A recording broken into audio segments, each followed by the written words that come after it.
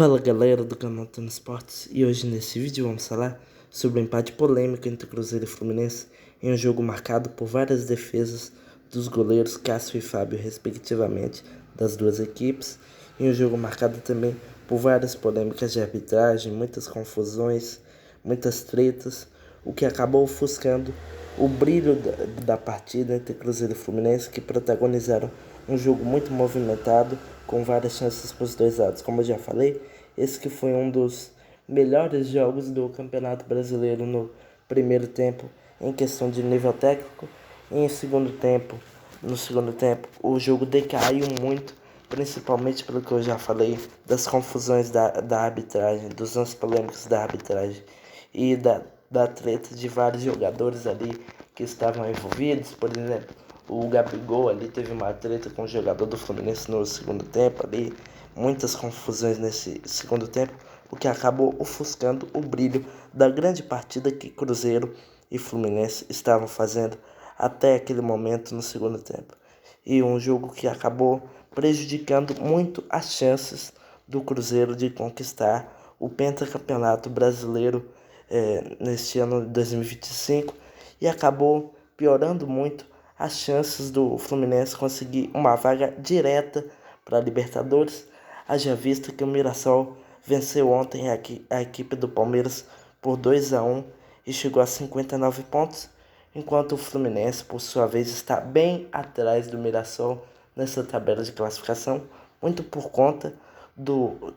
trabalho espetacular do técnico do Mirassol, Rafael Guanais, e o desempenho absurdo que o Mirassol está tendo nessa temporada. Voltando aqui o duelo entre Cruzeiro e Fluminense para finalizar, o Cruzeiro criou as melhores oportunidades no primeiro e no segundo tempo, tomou as rédeas do jogo a partir ali dos 20 minutos do primeiro tempo, criou as melhores oportunidades. Se não fosse o goleiro Fábio do Fluminense, numa tarde muito inspirada, o Cruzeiro poderia ter saído com uma vitória ou até um placar mais elástico por pelo menos uns 3-0 para a equipe do Cruzeiro contra o Fluminense. Não que o Fluminense tenha feito uma partida assim de toda ruim, mas o goleiro Fábio teve uma grande contribuição para que o Fluminense não perdesse muito feio para a equipe do Cruzeiro e não aumentasse as chances do Fluminense ficar de fora dessa Libertadores da América, até mesmo da fase direta ou da pré-Libertadores, que é um dos objetivos que o tricolor carioca almeja bastante desse Campeonato Brasileiro. E indo aqui para a análise de Flamengo e Santos, o Flamengo dominou o jogo contra o Santos do início ao fim, teve várias oportunidades,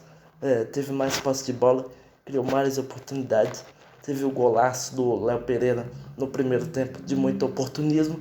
teve o belo gol do Carrascal no segundo tempo com um excelente passe do Arrascaeta, um passe magistral do Arrascaeta. Teve o gol de muita esperteza do Bruno Henrique ali, que observou que a saída de bola do Santos não estava ali das melhores nesse lance. Estavam tocando muita bola para trás para o goleiro Gabriel Brazão, e o Bruno Henrique foi esperto nesse lance para marcar o terceiro gol do Flamengo no Campeonato Brasileiro. O terceiro gol do Flamengo nessa partida contra o Santos no Campeonato Brasileiro, válido pela rodada 33, e o Flamengo dominou o jogo por completo, só não venceu por uma diferença maior, assim, por uma goleada assim de